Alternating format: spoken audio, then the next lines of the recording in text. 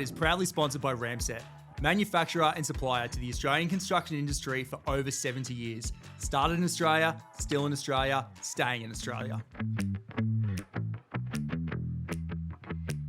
Welcome back to another episode of the Built Different podcast, the podcast for tradies that are built different. I'm Ryan. I'm Simon. And today, Simon, I think it's safe to say that, the most successful tradies that we come across are, they take a real holistic approach to everything they do in life, whether that's creating healthy habits or fueling your body right. And I think that, fueling your body right is a really good topic for us to land on today. Look, it is something that quite often gets overlooked. It's kind of like an afterthought for a lot of blokes on site. Don't turn up with prepared lunch or anything like that. And next minute you're going, it's 11 o'clock. What the hell am I going to do today? And then you end up at on smoko, doing a bakery run, going to, the closest servo and grabbing something there. So hopefully we can pick up some tips today about, giving us some tools to fuel your body in a better way so you can get the most out of your time on site. Damn straight. So with that in mind, joining us on the podcast today, I'd like to introduce Mackenzie Baker, master's level certified nutritionist. Welcome to the show.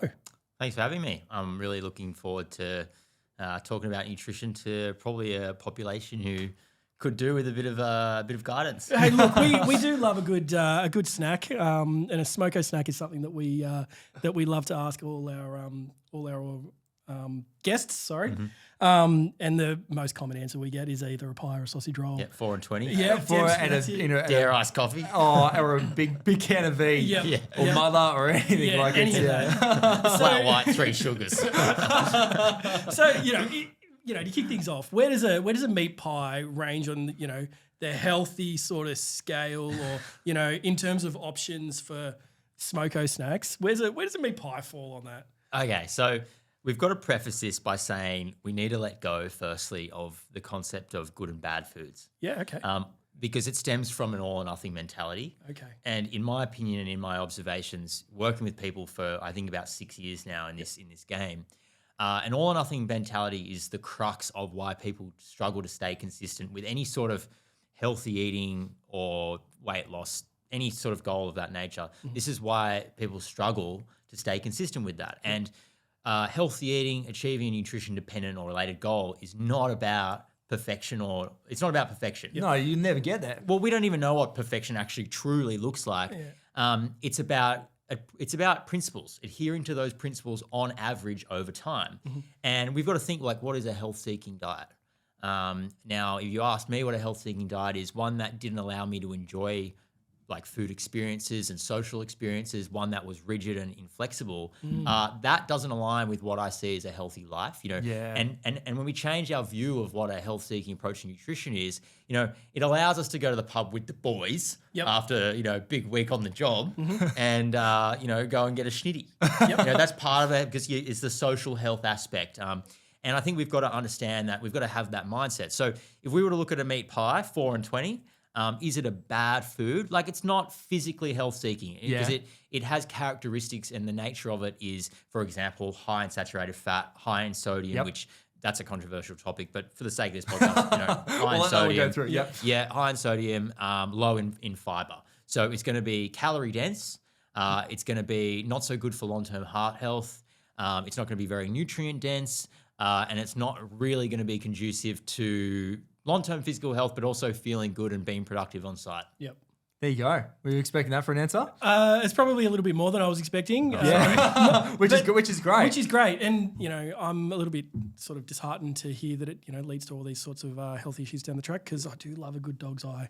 But, But mate, before we get into the crux of it today, or the crust of it, you've come in on crutches. Do you want to tell us a little bit about what's going on in your life and what's happened with your knee? Well, not too uncommon. Just ruptured my ACL surfing in Indonesia a couple of months ago, and just had the surgery a week ago. The full. How long ago was the injury? 3 months. I was in the surgeon with the surgeon before I had the surgery, and he's saying, yeah, so you surf, so we're going to probably need some reinforcement there. I was like, mate, let's get the N20s in there, let's get the chem set down. I want the full reinforcement. Get the engineer to sign off it. And for those of you playing at home, whereabouts or what break in Bali were you at? No, I was in Sumatra surfing Mandiri Beach. It's like in Korea, I have South Sumatra. been to Mandiri Beach Club. Yes. Yeah, Mandiri Beach Club. That's where I was actually staying. And sick. day two. No way. Oh, mate. My heart breaks for you. Did you get back out on the board? You kept surfing the whole trip. Did you actually? Okay, so it wasn't like fully debilitating at the time, but still enough to need surgery. You knew something was wrong, and you didn't know the extent of it. But it's weird because when you get a sprain or something like this, you're like, oh, I know that it's a sprain. I know where to go. But something was like, my leg was like floppy. You know, I feel like if I went to kick a soccer ball, my foot would have flown. Yeah. But I nursed it, and then I booked a hotel in Jakarta after because I was living in Indonesia at the time. So it was just about going somewhere else in Indonesia. Went to the hospital there, and you know how in Australia, like you have to talk to the doctors or the surgeons to find out the results? Yep. Like literally the guy who conducted the MRI, he comes down and he's like, oh, mister, not good for you. Isn't it? Not hiding anything there. Not hiding anything. Oh, so New how long experience. are you out of the water for?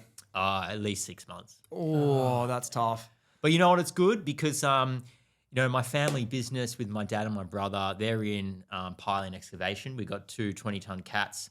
And I've always been not really that involved because I've had another career, another thing, but it's always been what my family's been into. And since coming back sort of in that pre-surgery window, I was helping out on site just, you know, because I couldn't surf, but I could still sort of help out a bit. Yep. And I've really enjoyed it, you know, and getting to drive the machines and stuff. Yeah. It's awesome. I love it. Getting your hands dirty.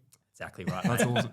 Now, before we kicked off today, you spoke just a little bit about your brother. And I don't want to like throw him under the bus here or anything, but he almost sounds like what a typical young tradie, you know, would, you know, what their approach would be to, you know, nutrition. Do you want to tell us a little bit about him, and you know, and some of those decisions there, and then we can kind of, you know, work out, you know, how we can make some better decisions on the way through our, you know, our nutrition journeys. Yeah, so I'm not going to say an exception to the rule, but he's a bit different because he moves so much. Like he does so much activity. Yep. He'll just be like, oh yeah, we knocked off early today. I'm just going to go for a 20K run. Yep. Like it's nothing, you know, like he's sort of one of those people. And, you know, there's so much nuance to this, but the idea of can you out-train a poor diet? You can expend so much energy that even if you're eating meat pies, like you're not going to put yourself in a like a calorie excess and therefore gain weight over time. And because he just moves so much and he's young and like surfs and he runs, he's at the stage where he probably actually needs to eat those sort of foods to get enough calories in because one of the worst things you can actually do for your health is not eating enough calories. And it is a big thing in athletes. And I did my master's research in this. It's called relative energy deficiency in sport. And, you know, the International Olympic Committee have done position statement papers on it. It's a big deal. And the thing is, like tradies, you know, you're burning a lot of calories. I mean, I digress. You're moving probably around too many smokos. You're milking it a bit much. you know when it's a tough day and you got to, you're working hard. Look, you're doing more than you are if you're sitting behind a computer all day. Exactly right. Yeah. And, you know, for a lot of tradies out there, they then, you know, want to go to the gym and work out and get additional, fit. So, you know, there is, it's not too dissimilar, I guess. It's not about like, cutting carbs, like eating very little. I've noticed actually with some of the tradies I've worked with is it's usually very all or nothing. It's like, I'm on the plan, put me in, coach. Like this is the thing, put me in, coach. You know, I'm doing this, I'm doing that. And they're really all or nothing, but it's not about being like that. And I think that is, as I said, one of the biggest reasons why people struggle to stay consistent. And in my brother's case, like it's not sustainable. Well, yeah, that's the thing. And, you know, a plan or an expectation is only as good as your ability to do it for a meaningful amount of time. Even if you can do it for 8 weeks, it's like, cool, you get lean for 8 weeks, whatever. And then what happens? Like, what's the point? Bounce back on the you want other to be side. healthy and feel good for the long term. So think about that. I mean, I guess that's a really good segue into what sort of like small changes can people make or to form those healthy habits? Yeah. Like, is it about habits, habit forming? Yeah, I think it is. It is. It's about what you look for in food. It's about having a few checklist items in your mind. You know, when you're ordering food, when you're preparing food, when you're thinking about what you're going to eat, like having an understanding of what to look out for. And you can have literally a list of 4 things. And it's not all or nothing. It's like, these are things I'm just going to aim to tick off most of the time. And what sort of things are on that list? Yeah, so there's common traits of all health-seeking diets, regardless of activity levels, whether it be full-on athletes, marathon runners, to full-on office workers who don't expend much energy or exercise. Yeah. Protein and plants. That's, if you're building a meal, you want to have plants and then a source of protein. Doesn't need to be huge. Like, people like to have 300-gram steaks, overkill. Palm-sized serving, it's about 150 grams for most blokes, right? Yep. Cool. Now, that's sort of like the foundation. Think about building your building. You've got your foundation piles. That's the slab. That's the slab, right? Great. You're building from that. So that's what you want, your protein and plants. And then beyond that, you would focus on carbohydrates if you're active. I would argue that even if you're not active, still probably benefits to being more carbohydrate biased than fat biased, but it's not really going to matter a huge deal. And you don't want to go no fat or no carbs, because this is the thing, all or nothing. Like in nutrition, people want to be involved in some kind of camp. Like, I'm doing the carnivore, bro. We don't need carbs, or it's the other way. So we want to be anti no fat or anti no carb. We want to be somewhere in the middle. But what I'm going to say, especially if you're an active person, once you've nailed your foundation, you got your slab poured, your protein and plants, then we go for a carbohydrate bias, and how much of that is going to depend on. This is the solid frame that sits on the slab. Exactly. Good. Yeah. Yeah. How much of that is your portions there and what you eat, how liberal you can be with how indulgent those things are, is going to depend on your calorie needs. In the case of my brother, like, he is on site all day running 16, 20 kilometers because he just feels like he's weird. Don't ask.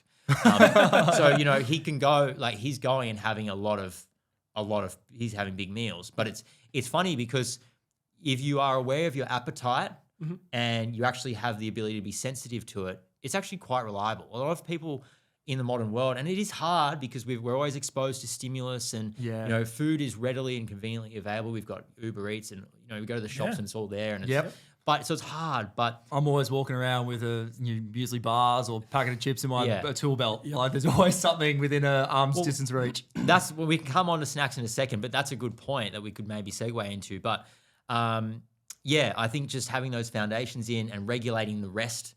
So those things are constant: protein and plants. Everything else, the amount you have and sort of what you have, is really going to depend on your situation. But as long as you've got that foundation there, you've kind of got a really good springboard to kind of adjust your nutrition off, and it really lays the foundation. Great. So in terms of, planning out your meals, right? How would you know whether you're eating too much or too little? We talk about calories and calorie intake and that sort of thing. If you are someone that is going and working out on site all day, and then going to the gym or doing some sort of physical exercise after work, what signs would they look for if they're eating too little or too much?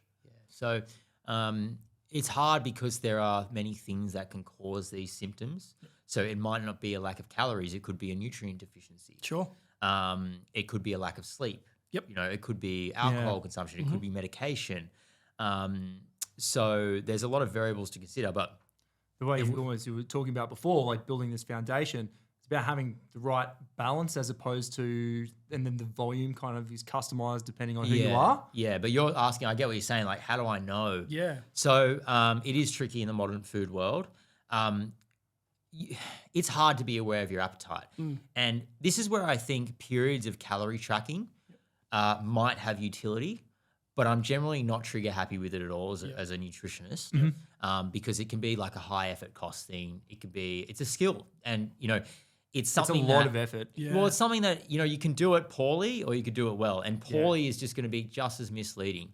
So what I would say is, if you are able to eat with that foundation, then that's going to help. If you're able to eat regular meals, that's going to help. If you're able to eat slowly without distractions, that's going to help. And all of those things collectively, plus you actively trying to say to yourself, well, what do I feel is my stopping point?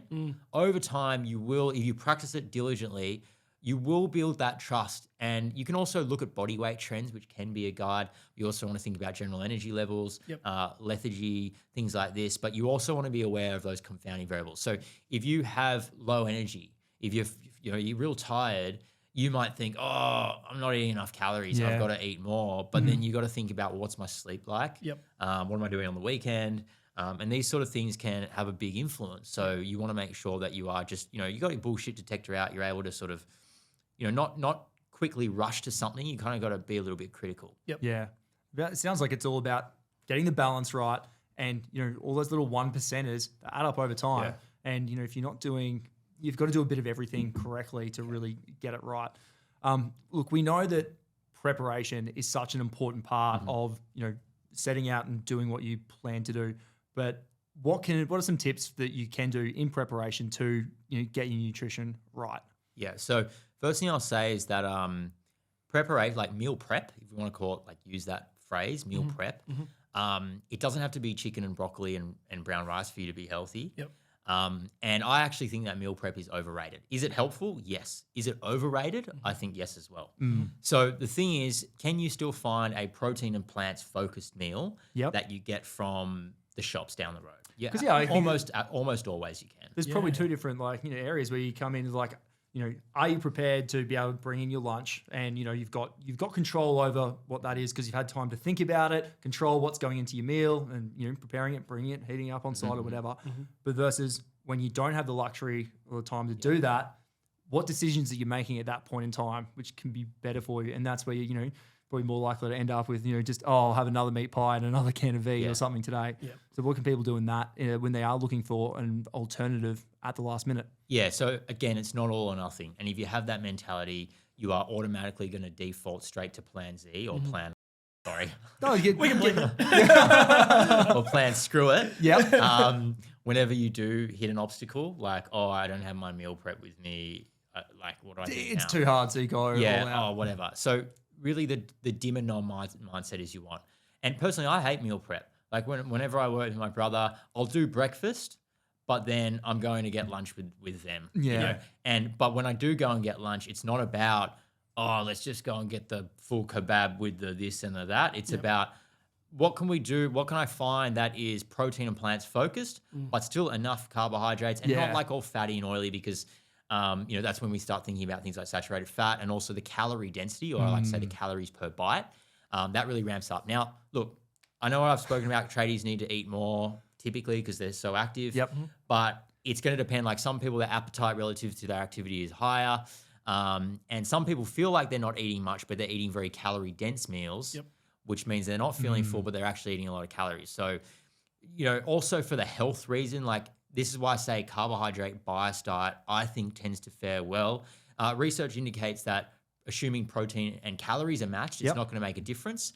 But generally speaking, it's easier to eat fewer calories, or at least be more in control, if you go for that carbohydrate bias approach. Yeah, that's interesting. Yep. Cool. We spoke a little bit before the podcast kicked off about, chasing down that bad diet and, trying to be really good during the week. And then, when you hit the weekend, it all goes out the window or trying to claw it back. Have you got any tips on an approach to, getting that balance right? Yeah, again, comes from the all or nothing thinking. But another thing is when you restrict so heavily through the working week, the weekend becomes this like weekend, let's, you almost go harder. It's like the cheat thing. That's the problem with the cheat meal mentality. Yeah. It's all or nothing, encourages that thinking. Now, when we have excessive food consumption or excessive indulging or over whatever, people often say, okay, next time I just need to be more disciplined on the weekend. I just need to say to myself, no, you're not going to have that many beers, or no, you're going to have the chicken schnitzel with salad rather than the palmy with the chips and the this and, the extra, all this stuff. But it's like, how about we look at the thing that might be fueling the excess, which is usually the restraint and restriction that happened before. That's the Monday to Friday. I've got my meal plan going. I've got bring my meals in, this sort of thing. And saying, how about we have more flexibility there? How about we actually indulge a little bit there? So when we get to the weekend, we're not so ravenously hungry. You're not going to undo all that good work. Well, we're not craving food freedom. Not even indulgent foods, but just food freedom. Yeah, that's a really good way to look at it. Yeah. So it's think of it as a cycle, like a binge restrict cycle. And you want to break the cycle somewhere. The easiest way to break the cycle is actually in the restrict phase. Because you overindulge, you feel shit. And then you want to undo that damage. So you restrict again. And then you just start this cycle and it just grows and grows and grows. So we don't want that. And actually, I would say, give yourself a daily indulgence after dinner. Yeah. Don't be so it's the weekday. This is my time to knuckle down. No. maybe give yourself more freedom there. So the weekend is less likely to come unstuck. And fully blow out. So it's about balance and sort of an even keel. Like rather than going, hard on the diet and then, it's about maintaining it. We're making a lot more good decisions on the regular. Yeah. Yeah. So like not having these huge peaks and troughs. And it doesn't need to be perfect. It's like, for lunch, again, it's like it's not about, I have to have my chicken and broccoli or I have to have this like whatever. It's like, everyone from site's going down to the shops down the road, the chicken shop. What is like an option that kind of ticks some boxes that is moderately health seeking? Yep. And even if you want to have the chips, like, okay, do I need to have the large chips or could I share the chips with one of my mates so I get the taste of the chips, I enjoy the experience, and I'm also getting a bit of salad and like, you're kind of you're ticking off those foundations. Yep. You're giving yourself permission to have, say, the chips, for example. Yep. But you're enjoying them, you're not missing out on them, but you're not going like... Not completely taking it away from you. You're not taking, exactly. Yeah, so we obviously, that's keeping a good relationship with food and yourself, so you do get the pleasure out of it. Yep. Yeah, and I think it's just sounds so simple where it's like, then you're not just craving it so much on the weekend that you will just blow out. So I might just have to apply that to some of my days on site. We do on site we do by day Friday. So we try to prepare our lunch during the week, and then when it comes around to Friday, like that's the time when we we'll have that that once a week we go out and as a team grab KFC or something like that. But we're not going out over the top, and it's not exactly like the cheat meal as such, but it's like we've done well and kind of keeping it consistent there, and it's like just a nice little balance which kind of keeps us on track throughout the week. That's the other thing, like. Or because you're having, even if you have, say, KFC fried chicken with chips, it's not going to change the overall theme of the week. Yep. But if you let that small like deviation from the health expectations that you had turn into I've stuffed up, what the hell, off. Then what is a small slip up that really is a drop in the ocean in the grand scheme of things and actually allows you to enjoy food. Yep. When that turns into the full weekend bender, and that also then you've impacted your progress and your goals and health. And then it's also encroaching in your your mental health as well. If, that's impacting you negatively. Like you're also undoing all the good work that you've done there. You feel crap about it. So it's not about, again, it just always comes back. I feel it is all or nothing thing, and we just got to move away from that to start. Yeah. So can I ask a question for a second then? In terms of the clients that you work with, can I ask around what are the main motivators for them to wanting to come and talk to someone like a nutrition coach? Yeah, that's there's a lot of potential whys behind why people would seek to improve their food and seek the assistance of someone like myself. I work with elite level athletes, like national level athletes, through to Margaret's with 2 kids who just want to feel a bit better. I tend to specialize in sports nutrition. Yep.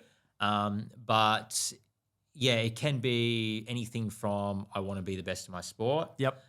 Through to I want to feel really good and I value health, but I'm struggling to eat to those values. Yeah. And everything in between. Yep. Okay. So if I'm a busy tradie and I just want to get a little bit healthier. Yeah. What are some of the basic rules of thumb? We've spoken about plants and protein. We've spoken about carbohydrates. Yeah. Have a good plan B. Yep. Plan Bs, yeah. And if I'm nailing all of that, what sort of outcomes would I expect? And I know that that's going to differ between every single person. Yeah. But is it more mental clarity? Is it more energy? Like what sort of positive outcomes would I expect from maintaining a sort of a conscious approach to what I fuel my body with? I would say all of the above. Feeling comfortable in your guts, having more mental clarity, more energy throughout the day. Yeah. I would say body composition related, so regulating your weight, maybe performing better in the gym, or if you do a sport on the weekend, like you go surfing or something, enjoying that more, being more productive on site. The list is pretty endless. Yep.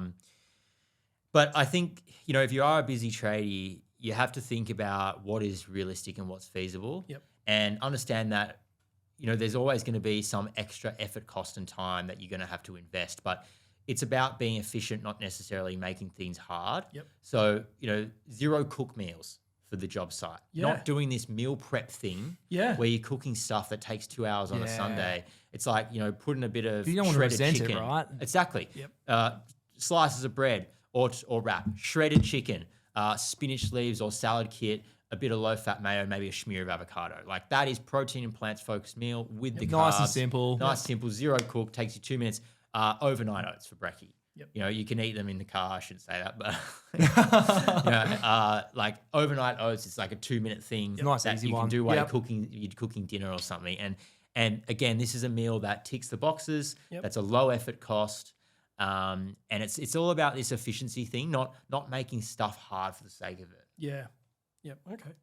Perfect. I think that's when you give me a couple of ideas about how I can bring some more balance to my time on site, and hopefully some of our listeners have picked up a few tips in there as well. I think, like for me, what I'm hearing is it's all about balance, and it's for some of the themes that we talk about on this podcast are all about goal setting, and whether you do that in your personal life or in your career, but it's almost like food is another one that you kind of got to be conscious about in terms of what you're putting in your body, and set some goals, just even if they are minor. Yep. And you'll reap the benefits, I think, in the long run.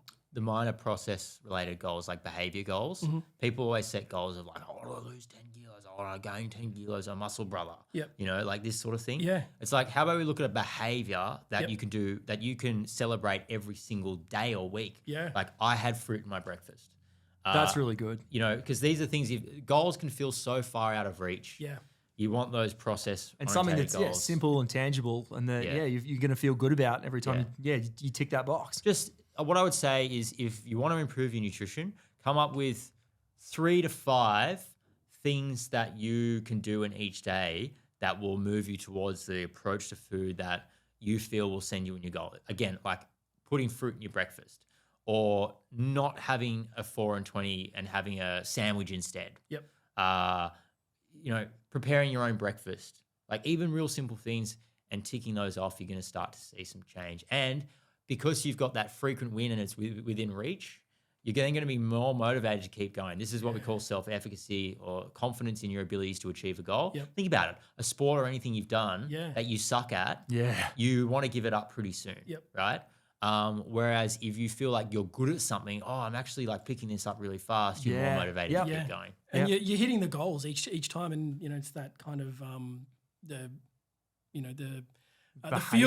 feel good sort of The endorphins that kind of get to thank you. That's the word that I'm trying to think of.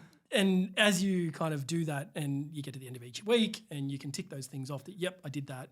And that just becomes part of your daily habit. Exactly. Yeah, that's great. Yeah, like think of it as a daily habit checklist. That's another thing that you could have as well that could help you build some habits. Yeah, awesome. That's really cool. Okay. Mackenzie, thanks so much for coming on today. Whereabouts can our listeners find you? Yeah, so thanks for having me. Really enjoyed it. The first thing for my account on Insta is just my name, Mackenzie Baker, with an underscore at the end, no spaces. Yep. The family business is GJ Baker and Sons. Based where? Eastern suburbs of Sydney. I specialise in piling and excavation. Same on Instagram as well. Yep. And for coaching and those sort of things, Fortitude Nutrition Coaching on Instagram, and websites, all that stuff. Awesome. Well, thank you so much for coming on the show today. I think our listeners have they'll walk away with a couple of real good tips. Excellent. And we hope you have a speedy recovery and you're back in the water in no time. Cheers, appreciate it. Don't forget to subscribe so you don't miss an episode, and head over to Instagram, follow us at Built Different Australia. And that's been another episode of the Built Different podcast for tradies that are built different. This episode was brought to you by Ramset.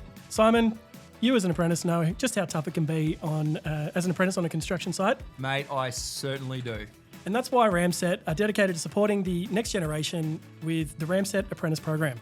Right now, Ramset are giving apprentices all over Australia the opportunity to win $6,000 worth of tools and gear for a limited time. Whether you're a chippy, a sparky, or a plumber, or anything in between, head to www.ramset.com.au/apprentice program 2023 to learn more and enter to win. Get set with Ramset.